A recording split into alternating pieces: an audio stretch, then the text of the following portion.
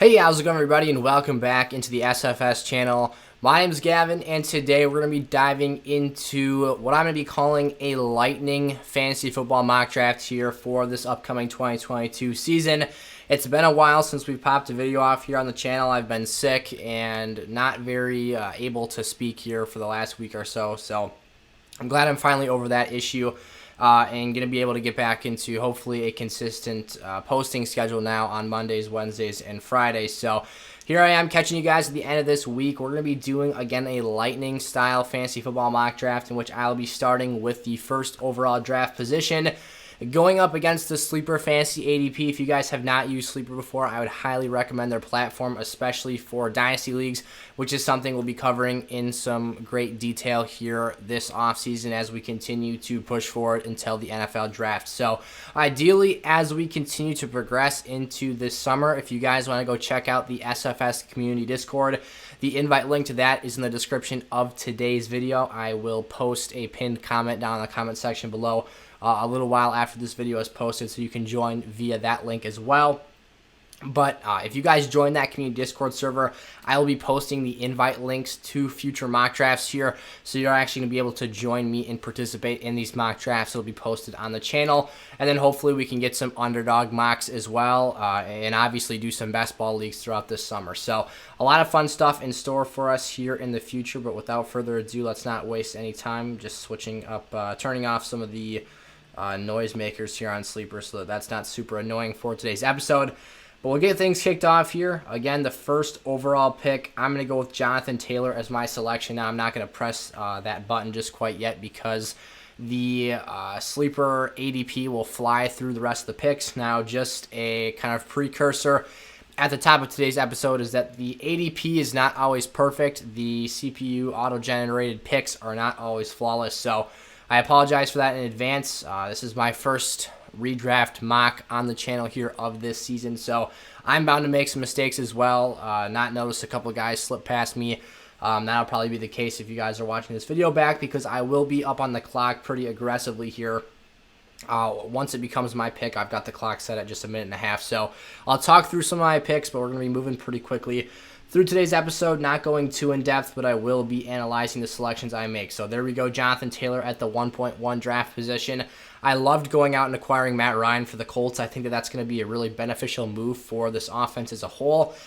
I think that his upside isn't necessarily as high as it was when he won the MVP with the Falcons back in 2016, but I do think he gives this offense consistency and stability as opposed to being kind of all over the roadmap that you were with Carson Wentz last season. That got a bit messy. So we'll be going 16 rounds in today's mock draft. Now, the first major issue I see here with the ADP is simply that Javonte Williams slipped all the way down to me here at the 212. So this is exactly what I was talking about. This is a PPR mock draft, so you've got some problems, let's just say that, with the way that the board breaks down. So again, when we can actually get real people in here and have real users drafting their teams, that'll be an issue that is not as common, obviously. So Javonte Williams is not someone that I think is a slam dunk to be a first-round pick in fantasy leagues this season because of the fact that Melvin Gordon is still kind of out there and we don't know what his stats with the team is going to be.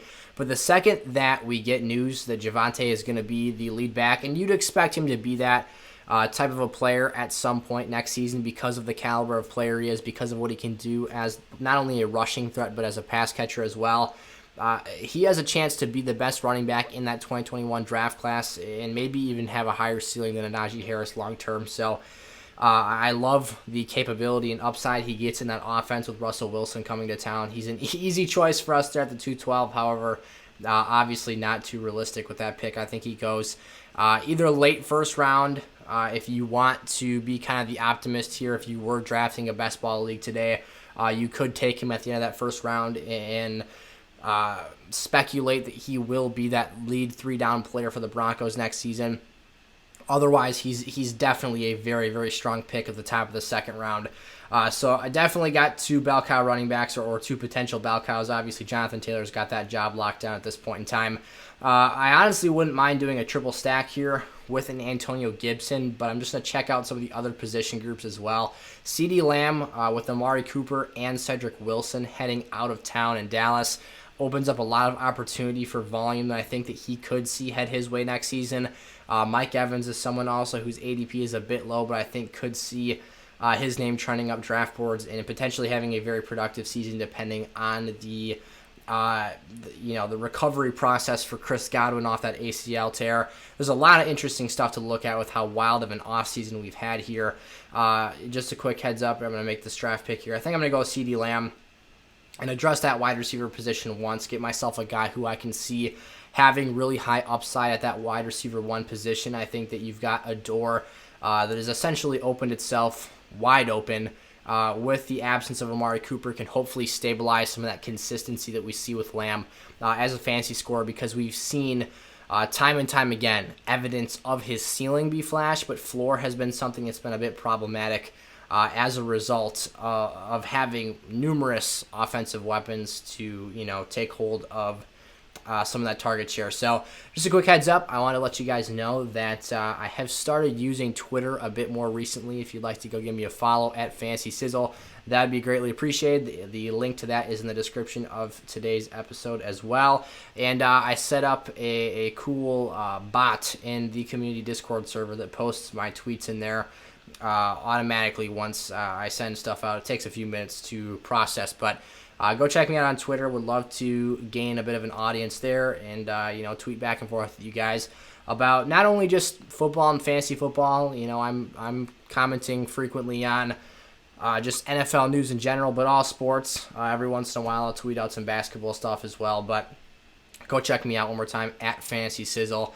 I'm a bit lonely on Twitter right now, so I'd appreciate your guys' follow. So looking at the board here, we've got back-to-back picks, the 4-12 and the 5-1. Again, not entirely sure how realistic this mock draft is. You've got guys like George Kittle going before and Darren Waller going before Kyle Pitts. I'm actually going to have to stop talking here and make a pick pretty fast, as it appears that the board has progressed rather quickly. I think I want to go Jalen Waddle with one of these picks. I do really like the idea of Jerry Jeudy. I think that Jeudy could have a fantastic season with Russell Wilson as his quarterback. I think he's got breakout potential written all over him. Absolutely love his capability and what he can do, but I think that I will go with Jalen Waddle here at the 4-12. I feel a little bit better about his floor, the amount of volume he saw last season and before. You start typing, yes, I'm well aware that Tyreek Hill is in town now. But I expect both of these guys to get fed. Mike McDaniel is kind of a goofball when he talks to the media, but I'm very confident in his ability and his commitment to getting both of those players the ball. One of those guys is not going to be pushed to the side and left out, and when you've got a quarterback like Tua, who is not necessarily the most skilled deep ball passer, I think you're going to have to use creative ways to get these guys the ball out in space. And by having two players that have similar skill sets, might be the fastest wide receiver tandem in NFL history, at least for players of their caliber, the defense is not going to be able to focus in and direct their attention towards one of them the entirety of the game. So I think that they're both going to be very, very present threats in that offense. And I might just pick Jerry Jeudy here with my 5-1 pick and give myself a wide receiver trio that I feel really, really good about. I'm feeling super good about that running back core we established with the top two picks. I do like the idea of a Leonard Fournette here at this draft pick, but I think there might be the opportunity for me on the back end to address that position a couple of times and add some depth elsewhere. So at the top of the fifth round here, might be a little bit early, but I think I do want to take a shot on Jerry Jeudy and his upside. ADP right now is 47.9, so pretty high looking at the end of the fourth round, top of the fifth round. That's where we'll take him. So we're going to get I think Jalen Waddle, while I talked a lot about his floor there, has a fantastic ceiling as well, obviously with the burst he has and ability to score points. Again, that usage and volume is probably going to come down from where it was at last season, but hopefully with getting Teron Armstead and some of the offensive line upgrades that they got, they should be able to pass protect for Tua longer, and maybe he can start pushing the ball downfield to what should be some pretty open wide receivers downfield. So feeling really good about my top 5 picks here. Value aside, and obviously, again, that Javonte Williams pick was a little bit fluky, I would say. I think that's about 5 or 6, maybe 7 spots later than his draft floor, if you will, should be. Draft floor meaning kind of the latest spot you'd expect him to go in a draft. It's 6 to 7 picks below that. The draft from that point forward has played out very well. More realistically, I probably could have expected an Antonio Gibson at that 212 spot, which I would have been very happy with. But obviously we struggled with that there. So I'm going to be very hesitant to overdraft a player in Isaiah Spiller at this 612 spot that I'm not a huge fan of. And I actually might end up just pausing the draft here altogether to avoid making some desperate reaches. James Conner is another player who went off the board here at the 5-7 that I really, really like, and I will actually go ahead and pause the draft board just because I don't want to make this go too fast, although it is a lightning mock draft. So Damien Harris is someone I'm certainly entertaining, the current lead back for the New England Patriots. We did see Ramondre Stevenson get heavily involved in this offense last season. Obviously a very skillful rookie there, so obviously a lot of opportunity. Kareem Hunt, or I should say a lot of opportunity taken away in stretches for Damien Harris, a guy who's not all that great of a pass catcher to begin with. Kareem Hunt is a player who I would be interested in this pick here at the 6-12. A little bit of an overdraft according to ADP, but I do think it would be worth it to add him as my third running back. You get a player who has a distinct role cut out for him in this Kevin Stefanski Browns offense. You add in Deshaun Watson, one of the biggest blockbuster trades of this offseason, and get a potential increased offensive ceiling. You saw a lot of goal line opportunities go to Kareem Hunt last year, and they are going to go Kareem Hunt's direction in the passing game ahead of Nick Chubb, if that makes sense. So they're going to choose to pass the football to Kareem Hunt in those offensive sets and situations because he is a more skillful pass catcher out in space than a Nick Chubb, who's a bit more of a pure rushing threat. So I think Kareem Hunt will be the pick for us there at the 6-12. Before I unpause the clock, I might as well just peek at the board and figure out who I'm going to take right after that. You see Traylon Burks, Drake London, some of the other top players in this rookie draft class. Breece Hall goes at the 5-11. Garrett Wilson went all the way up at the 5-5 ahead of Breece Hall. So you've got some really talented players that are going to make a big impact here in year one. Taking a peek at the wide receiver position, Courtland Sutton would be someone nice to take. Again, the potential for that increased ceiling in Denver. Not so sure I want to double dip into that bucket. It wouldn't be the worst thing in the world, certainly getting a skilled quarterback who can produce. So at the end of the day, it wouldn't be the worst thing to have that stack. But I want to kind of diversify my team up a little bit here. Might as well peek at the tight end position while we're at it as well. Not necessarily seeing anybody that I feel the urge to pick this instant. So I might just do it. I think my picks might be Courtland Sutton here. And I might turn around and pick Kareem Hunt. I'm not feeling overly bullish on any of the other wide receivers. I could take a peek at quarterback here.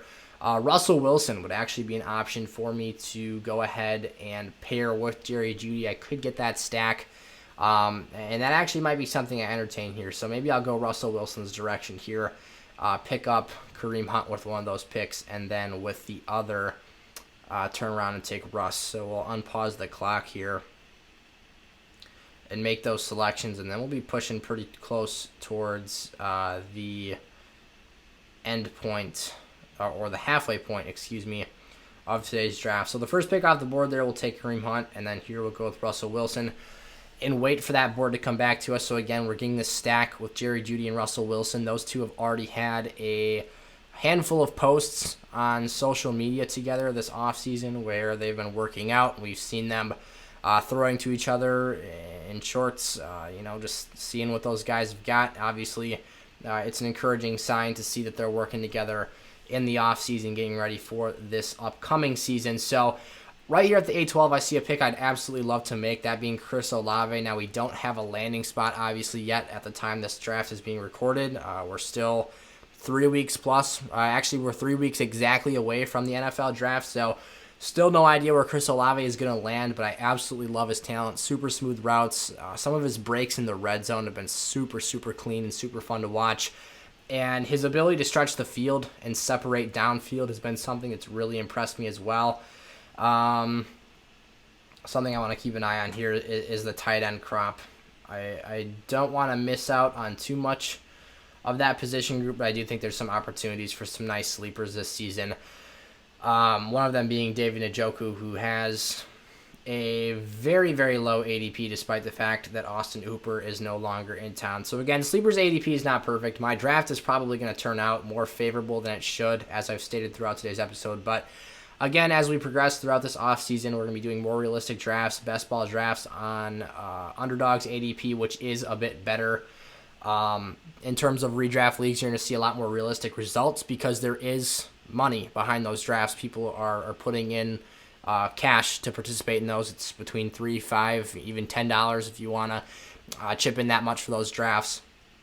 I think for a 12-person draft, it costs at least $5 per draft. So I'll probably be doing one of those per week here going forward. I was actually going to do one of those today, but the participants, there was only 1 out of 12 people in the lobby, and I'm in a little bit of a time crunch here. That's why we're doing today a lightning draft. So I didn't want to be too rushed and not be able to finish that episode. So down here at the ninth round, we've got some options. Devin Singletary being a name I like. Tony Pollard, Cordero Patterson, technically still the lead back for the Atlanta Falcons, might be someone that I want to invest into here. I think that Devin Singletary would be a nice RB4 to have on this roster. Rashad Penny, not someone I'm too bullish on, with the presence of Chris Carson still in that backfield, both of them being fairly injury-prone. Chase Edmonds, I think, is the best player in a weak running back room, so not something I feel too confident there as well. And then when you look at Melvin Gordon, still an unsigned free agent. Tony Pollard's got upside in the fact that Zeke seems to have his best days behind him. So I think Devin Singletary is the best option here. We saw him catch a bunch of passes at the end of last year and be utilized more as a true running back. Now, his ceiling is somewhat capped. I'm relying on him as my RB4 here, so he's more of a depth piece than someone I'm going to be using as a weekly starter. But I do like the ability here to get somewhat of a versatile and dynamic running back at the 4th position on my depth chart, when this is clearly a position group that for this team in particular has a strength at the running back position, especially with Jonathan Taylor and Javonte Williams, the first 2-round picks, and then just the confidence I have in Kareem Hunt to be a very dependable RB2 level player when I need to use him in that fashion. So here we see some more rookies pop up on the screen at the top of the running back group. This is kind of why I wanted to address that position one more time before the turnaround, because you can see the position group is quite dreadful now. Kyren Williams, not someone I'm too excited about after seeing his poor combine performance. Rashad White is someone whose profile I really do like, however. Kadarius Toney, a fantastic athlete that in the right circumstances could have a great opportunity this year, but not too bullish on that Giants offense, obviously. Take a peek at the tight end core again. One of the guys I was taking a look at is definitely long gone. I'm not sure if I'll be able to find him here. I was looking to get Pat Freiermuth, who went at the top of the 10th round. Cordero Patterson off the board, another name I was watching there. I might have to end up pausing the board here just to do my my fair due diligence here for this draft pick, because I don't want to just make a quick move without truly investigating who's on the clock. Technically, I would have, in a real mock draft, a lot more time to actually look at the board, because there'd be other players picking, and I'd be constantly evaluating that process as the picks were flying off the board, whereas I pick, and about 5 seconds later, I'm back up on the clock. So, Zach Ertz, not someone I'm too bullish at. We still need a tight end. Rashad Bateman is someone who I think would be a nice value pick down here at the bottom of the 12th, or excuse me, the bottom of the 10th round, 12th pick overall. You do have some very solid quarterbacks left and available, so in the event that somehow, some way, Russell Wilson doesn't work out in Denver, I could pair him with Tom Brady. Justin Fields is someone who I think has a world of potential, but I think that this infrastructure in Chicago pre-draft is still a bit shaky, so I'm not sure how bullish I am on him this season in particular, but long-term, if you're holding him in a Dynasty League, I absolutely love the skill set that he brings to the table. Again, that running back crop is very, very depleted, so I'm going to stay away from that position group for now. I think I might just go with Rashad Bateman here. Add to that wide receiver core, I believe he'd be my wide receiver. He'd be my wide receiver 5 on this team. Technically, he probably will have a more immediate impact on the field than Chris Olave potentially, but I think Olave's ceiling, if this were a best ball league, I'd love to have him on my team because of his ability to stretch that field. You've got some other names on the board here. George Pickens, a rookie I absolutely love. And then you've got Christian Kirk, who could emerge as the number 1 wide receiver for Trevor Lawrence this season in a situation there. So I could double up here with Bateman and Tony, but again, I'm not too big on Daniel Jones, so I'm going to stay away from Kadarius Toney there. It might have actually just auto-picked him to me. Nope, it restarted my clock. So we'll go Bateman here at the first pick. I think he's a fantastic route runner, can separate at all 3 levels of the defense. And again, I love what he brings to the table. He's one of my favorite wide receivers in the 2021 draft class. Just didn't get on the field quite as much as we would have liked to, or see the volume and opportunities that we would have liked to. He's actually a bit more productive with Tyler Huntley in stretches than he was with Lamar Jackson. For whatever reason that was, Lamar showed a clear preference for Marquise Brown at the wide receiver position, and obviously Mark Andrews commands his targets. So as our second quarterback, I do have the option and choice between Derek Carr, who's now got Davante Adams to work with, or go Tom Brady. Again, Justin Fields is someone who I really like, but in the framework of this season, knowing what we know now about what the Bears have to work with, entering into the next season with Darnell Mooney as your number 1 wide receiver, I do feel more comfortable going with Tom Brady, again with Mike Evans. Gronk still has not re-signed with the Bucs, and Chris Godwin has extended himself for a 3-year, $60 million contract. However, you bring in Russell Gage, and Chris is recovering from injury. Yeah, I think I'll go Tom Brady here. Definitely have him higher in my rankings. I was just entertaining the idea of Derek Carr there, who I do think has been an underrated fantasy QB. He's always been kind of a fringe QB1. He's never really been someone who is a weekly must-start player. Obviously never had the firepower that he's going to enter 2022 with, and has always kind of finished right on the bubble of being a high-end QB2. So this season I think he finally takes that jump and finishes somewhere between the 9 and 12 range at the quarterback position, given he stays healthy. So definitely an opportunity for him to step up and have maybe his most exciting season yet. Jarvis Landry still unsigned. It says Cleveland here, but technically a free agent. He met with Atlanta at one point, but after they missed out on Deshaun Watson, he obviously decided to go elsewhere. I will peek at the running back group one more time. I do still need to pick a kicker and a defense with 2 of my remaining 5 picks, and a tight end, which I have not filled that position on my roster. I would ideally like to take maybe 1 more wide receiver and 1 more running back just to add some depth to that position group. Raheem Mostert would technically be the best running back available on the board based on ADP. I also think, just at a quick glance here, are the names I see. He might just be the best available name to get an opportunity at seeing the field. I may wait around here, however, and take a shot in the dark on Trey Sermon, give a guy in year 2 who was a 3rd-round draft pick a second chance. There's some reason to be excited about that situation, and I think that for a 14th or 15th round pick in a 12-man league, there's nothing that can really hurt you. I mean, worst case scenario, it doesn't pan out and you end up dropping him. So with this pick, I think I will take my final wide receiver of this draft. I'm going to go Rondale Moore for the Arizona Cardinals. They did just re-sign Antoine Wesley, who made some plays last season. But there's a clear need at the wide receiver 2 position. You've got Christian Kirk, who's moved on, now a Jacksonville Jaguar. AJ Green's still out there in free agency. So I think that there can be some value in a playmaker like Rondale Moore. Not your typical wide receiver body, or a guy that you see as your prototypical wide receiver, very undersized. What does he go, 5'7", I want to say. Yeah, 5'7", 180 out of Purdue, second-year player. Had some flashes last season, but it's really that explosiveness and ceiling that we're looking for with that draft selection there. So tight end still a position of need. We've got 1 available bench position. I do relatively...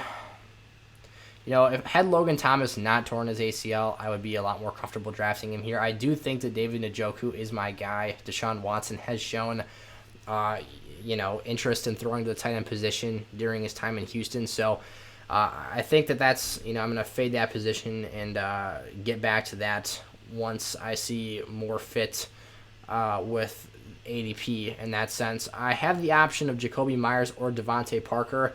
Russell Gage is another interesting idea as well. What the heck? I think I'll go for it here and technically reach up a little bit higher than ADP would suggest. But I'm going to go with Devontae Parker.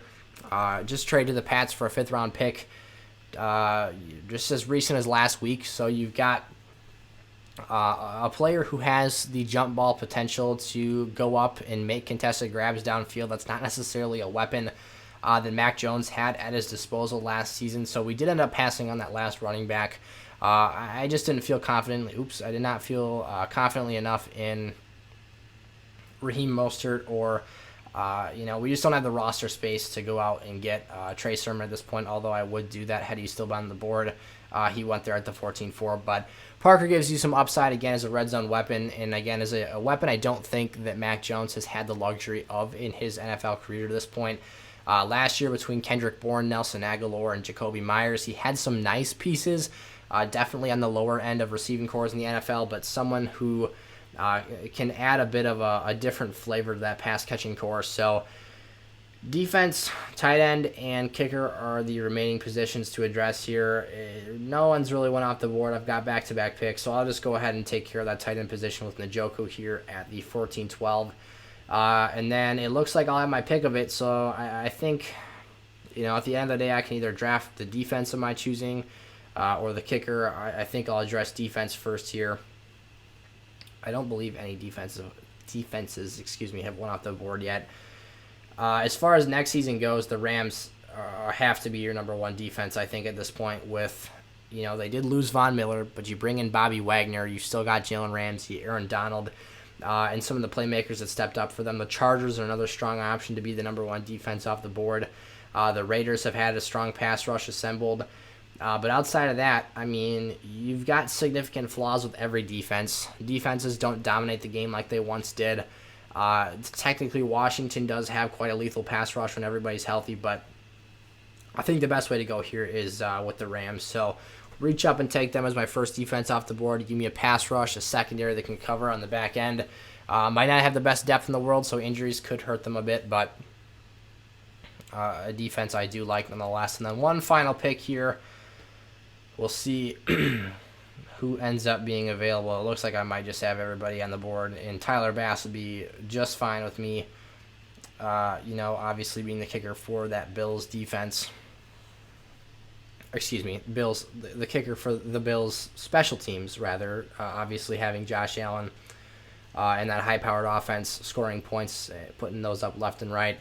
Love what that team could do offensively this season with the breakout we saw for Gabe Davis in the playoffs against the Chiefs, obviously having Stephon Diggs brought back on an extension.